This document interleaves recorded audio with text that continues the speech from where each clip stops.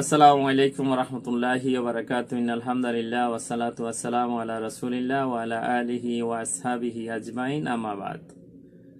সম্মানিত দিনী ভাই ও বোনেরা,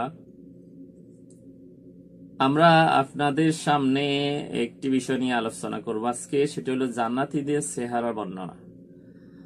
মানুষ যখন জান্নাতে প্রবেশ করবে তখন তাদের চেহারাটা কিরকম হবে, কি আমরা দুনিয়াতে যে চেহারা নিয়ে বেঁচে আছি, মৃত্যুবরণ করছি, সেই চেহারায় জান্নাতে প্রবেশ করবে নাকি কিছু পরিবর্তন হবে, এই বিষয় নিয়ে আলোচনা কয়েকটি হাদিস এবং কোরআনের আলোকে ইনশাআল্লাহ। আশা করি সাথে থাকবেন ইনশাআল্লাহ। জান্নাতীদের চেহারা সম্পর্কে মহান আল্লাহ তাআলা বলেন পবিত্র কোরআনুল কারিমে সূরা মুতাফফিফিনের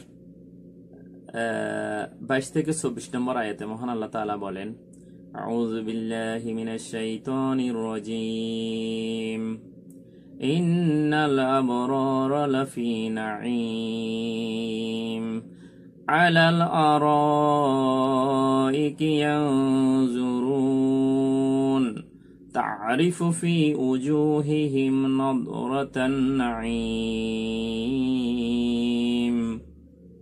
অর্থাৎ নিশ্চয় সৎলোকগণ থাকবে ফরম আরামে, সোফার উপরে বসে অবলোকন করবে, আপনি তাদের মুখমণ্ডল স্বচ্ছন্দের সজীবতা দেখতে পাবেন। সূরা মুতাফফিফিন আয়াত নম্বর 22 থেকে 24 নম্বর। তাহলে সৎলোকগণ জান্নাতে প্রবেশ করবে, সেখানে আরামে বসে থাকবে সোফায় হেলান দিয়ে। তাদের মুখমণ্ডল সেদিন সজীবতা প্রকাশ পাবে। কেন? তারা তাদের ইবাদতের কাজের প্রতিদান পেয়েছে বলেই।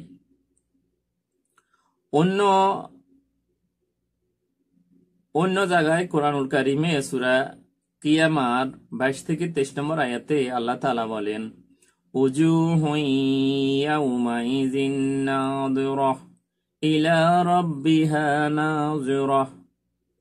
অর্থাৎ সেদিন অনেক মুখমণ্ডল উজ্জ্বল হবে, তারা তার রবের দিকে তাকিয়ে থাকবে। সুবহানাল্লাহ বিহামদি। তাইলে মুখমণ্ডল গুলা জান্নাতীদের উজ্জ্বল হবে এবং তারা যখন আল্লাহ তাআলা যখন দর্শন দিবেন, দেখা দিবেন, তখন তারা কি করবে? আল্লাহ তাআলার দিকে তাকিয়ে থাকবে। তো এখান থেকে আরেকটা বিষয় আমরা জানতে পারলাম, সেটা হলো যে আল্লাহ তাআলা যে চেহারা আছে, আল্লাহ তাআলার দিকে মানুষ যে তাকিয়ে থাকবে, আল্লাহ তাআলার যে আকৃতি আছে, যারা বলে আল্লাহ তাআলার কোনো আকৃতি নাই, তাহলে তারা জান্নাতে কি দেখবে?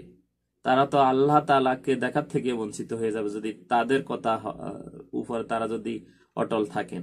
কারণ আল্লাহ তাআলা কোরআনুল কারিমে আল্লাহ তাআলা যেসব বর্ণনা দিয়েছেন সেগুলো কোন রকম ধরন গঠন দুনিয়াবি কোনো সৃষ্টির সাথে সাদৃশ্য করা ব্যতি রেখে আমাদেরকে সেই হিসাবে তার প্রতি বিশ্বাস করতে হবে। তখন না আমরা জান্নাতে গিয়ে আল্লাহর রহমতে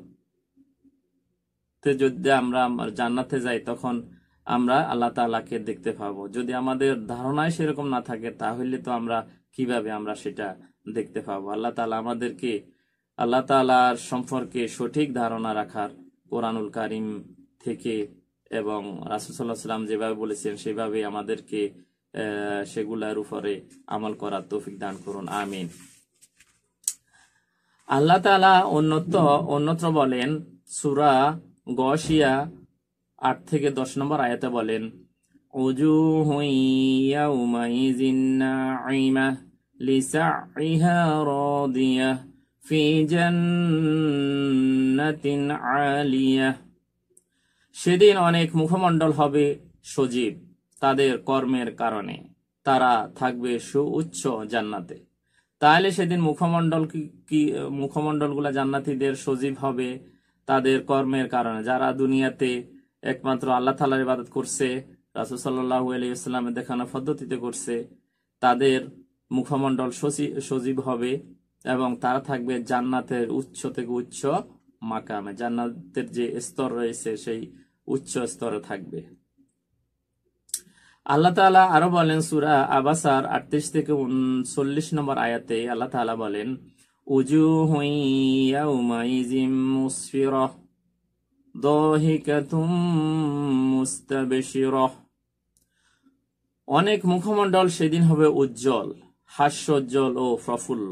কারণ তাদেরকে যারা জান্নাতে প্রবেশ করবে তাদের মুখ হাস্যোজ্জ্বল থাকবে, তারা প্রফুল্ল থাকবে, আনন্দ চিত্তে থাকবে, কারণ কি তারা আল্লাহ তাআলার সবচেয়ে নেয়ামত জান্নাতে প্রবেশ করেছেন।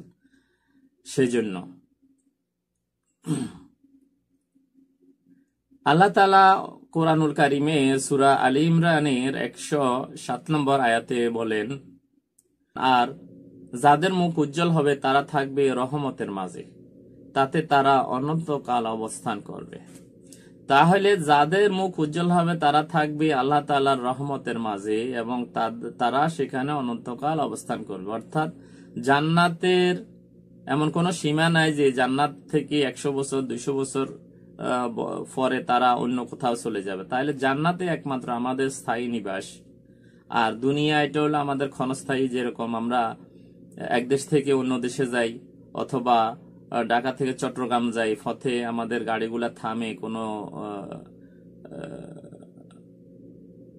হোটেলে বা কোনো তেলের পাম্পে তেল নেওয়ার জন্য, হোটেলে একটু রেস্ট করার জন্য আধা ঘন্টা বিরতি দেয়। এরকম আমাদের দুনিয়ার জীবনটাই আমাদের এরকমই। তো আমাদের স্থায়ী ঠিকানা কোথায়? জান্নাতে। আর জান্নাতের মাঝে সর্বশ্রেষ্ঠ জান্নাত হলো জান্নাতুল ফেরদাউস।